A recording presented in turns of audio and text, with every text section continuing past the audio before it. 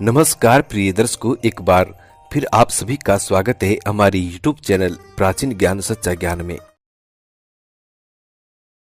ये है दर्शकों, आज की कहानी बड़ी मोटिवेशनल है और बड़ी प्रेरणादायक है। प्रिय दर्शक बंधुओं, आज के इस वीडियो में आप जानेंगे कि किस श्राप के कारण स्त्रियां गर्भवती होती है। दोस्तों, ये बहुत पुरानी कहानी है। इस कथा को सुनने के बाद आपको ये समझ में आ जाएगा कि इस संसार में सबसे पहली वो औरत कौन सी थी जो सबसे पहले गर्भवती हुई थी, और स्त्रियों को गर्भवती होने का ये श्राप किसने दिया था। प्रिय दर्शक बंधुओं, हम जानते हैं कि इस बात को सुनकर आपके मन में तरह तरह के विचार आ रहे होंगे।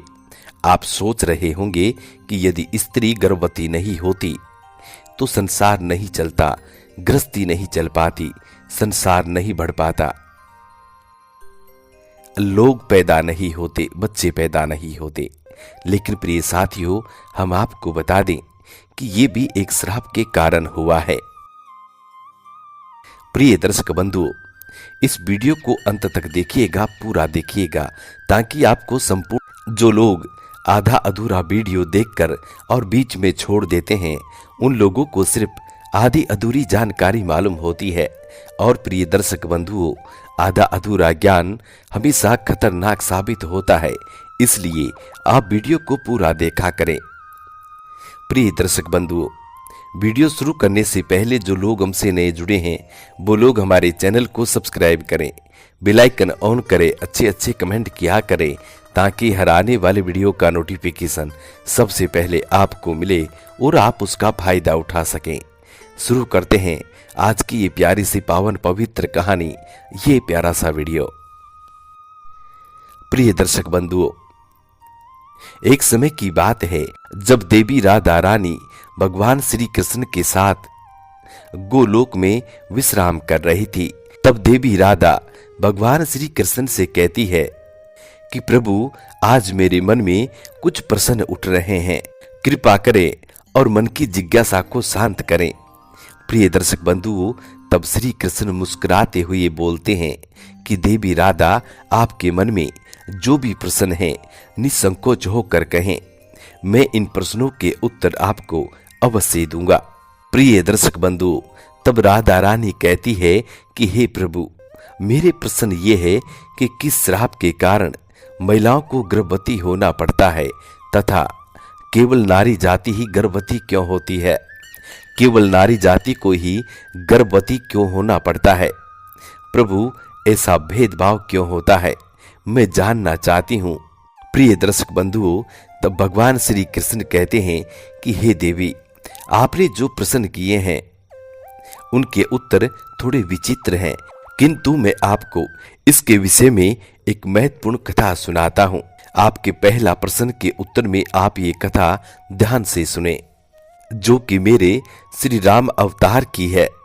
प्रिय दर्शकों, भगवान श्री कृष्ण कहते हैं कि हे देवी राधा, वैदिक काल में हजारों आसिये परमपिता ब्रह्मा जी के द्वारा उनके वीर्य और तेज से उत्पन्न हुए थे। उन्हीं में से कुछ आसियों तथा मुनियों के पेट से देवों का जन्म हुआ था, तो वही कुछ मुनियों के तेज से दैत्यों का जन्म भी हुआ था। प्रिय दर्शकों, भगवान श्री कृष्ण कहते हैं कि हे राधा रानी, ऐसे ही एक आसी सतयुग में हुए थे। उन्होंने औरतों को गर्भवती होने का श्राप दिया था।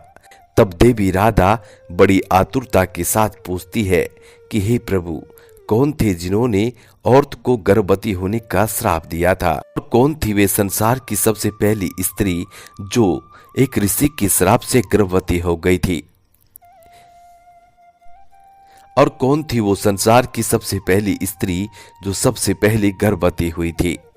प्रिय दर्शकों, तब भगवान श्री कृष्ण कहते हैं कि देवी राधा, इस कथा का वर्णन महर्षि वाल्मीकि जी की रामायण के उत्तराखंड में किया गया है, जहां प्रभु श्री राम को महर्षि अगस्त्य इस कहानी को सुनाते हैं।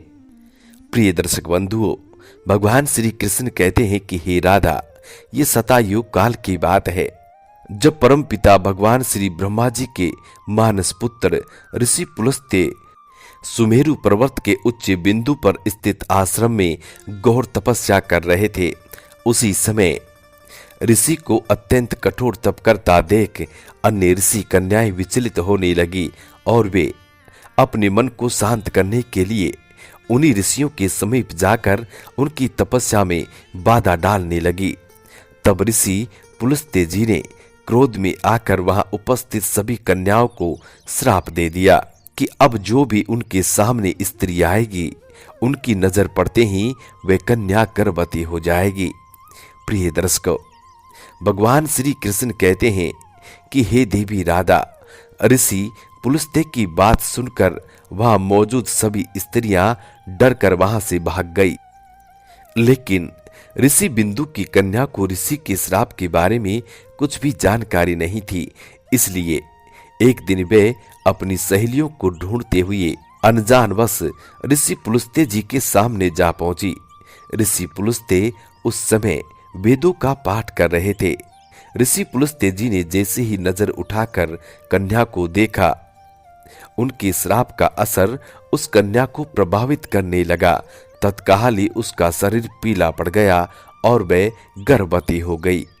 अपने शरीर में इस तरह का परिवर्तन देखकर ऋषि कन्या घबराकर अपने पिता के पास पहुंच गई।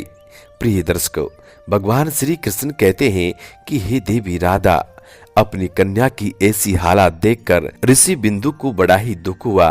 तब उन्होंने अपने ध्यान की शक्ति से सारी घटित घटना का अनुमान लगा लिया, जिसके बाद में वे अपनी कन्या को लेकर ऋषि पुलस्त्य के पास गए और कहा कि मुनिवर, आपको हमारा नमस्कार है। मेरी पुत्री अनजाने में आपके पास आ गई थी, किंतु आपके श्राप के कारण आज वे संसार की पहली स्त्री है जो गर्भवती हुई है। मेरा आपसे निवेदन है कि आप इसे भिक्षा के रूप में ग्रहण करें। ये सर्वगुण संपन्न है और अनजाने में ही आपके श्राप की अभाग्नि है, तो ये सदा आपकी सेवा करेगी। प्रिय दर्शक बंधुओं, भगवान श्री कृष्ण कहते हैं कि हे देवी राधा, ऋषि बिंदु जी की आदरपूर्वक विनती, ऋषि बिंदु की कन्या को मिले श्राप के कारण ऋषि पुलस्त्य भी बहुत दुखी हुए और ऋषि पुलस्त्य ने ऋषि बिंदु को आदरपूर्वक प्रणाम किया और ऋषि बिंदु की पुत्री को ग्रहण करने का आश्वासन दिया। प्रिय दर्शक बंधुओं, फिर इसके बाद ऋषि पुलस्त्य जी ने उस कन्या को स्वीकार कर लिया। प्रिय दर्शकों, इसके बाद वे कन्या ऋषि पुलस्त्य के साथ रहने लगी और उनकी दिन रात सेवा भी करने लगी। प्रिय दर्शकों, ऋषि बिंदु की कन्या की सेवा से ऋषि पुलस्त्य बहुत प्रसन्न हुए। प्रसन्न होकर ऋषि पुलस्त्य जी ने एक दिन उनसे कहा कि हे देवी, मैं तुम्हारी सेवा भाव से बहुत प्रसन्न हुआ हूं, इसलिए मैं तुम्हें अपने ही समान पुत्र प्राप्ति का वर देता हूं। प्रिय दर्शक बंधुओं, ऋषि पुलस्त्य जी और आगे कहते हैं कि जिस समय तुम मेरे सामने आई थी, उस समय मैं वेदों का पाठ कर रहा था और तुमने उन वेदों का श्रवण किया था, इसलिए तुम्हारा पुत्र वेदों का ज्ञान देने वाला विश्वा के नाम से जाना जाएगा। प्रिय दर्शक बंधुओं, भगवान श्री कृष्ण आगे कहते हैं कि हे देवी राधा, कुछ समय बाद उस ऋषि कन्या ने एक पुत्र को जन्म दिया और जैसा कि ऋषि पुलस्त्य जी ने आशीर्वाद दिया था कि आपको एक पुत्र पैदा होगा जो विश्वा के नाम से जाना जाएगा, बहुत बुद्धिमान होगा, वेदों का ज्ञाता होगा। प्रिय साथियों, भगवान श्री कृष्ण आगे कहते हैं कि हे देवी राधा, विश्वा भी बड़ा होने पर अपने पिता ऋषि पुलस्त्य जी के समान बड़े तपस्वी हुए।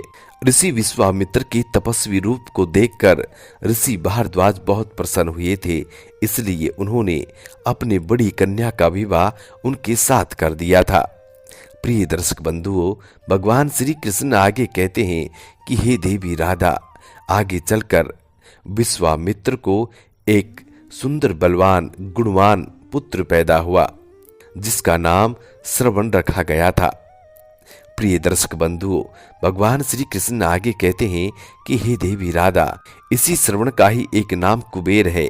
भगवान श्री कृष्ण कहते हैं, हे देवी राधा, मैंने आपको पहले प्रश्न का उत्तर दे दिया है।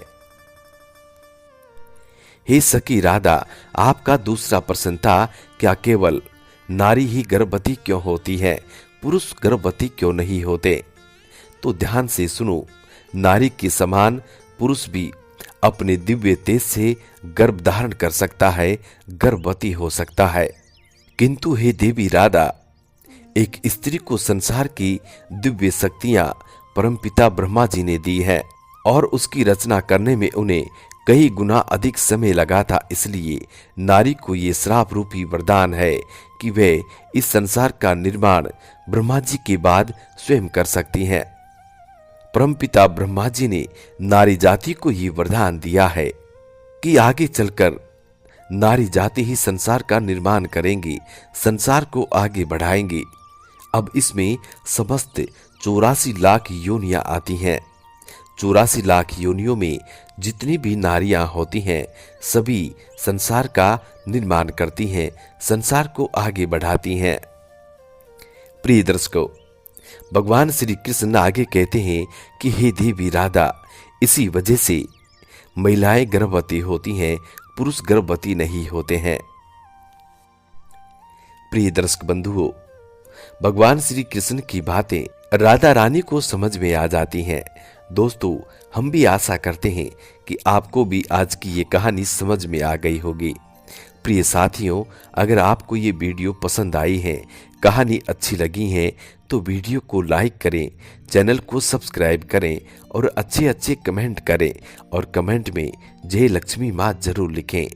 प्रिय दर्शकों, कहानी समाप्त होती है। मिलते हैं आने वाले नेक्स्ट वीडियो में। तब तक अपना ख्याल रखें। जी नमस्कार, धन्यवाद।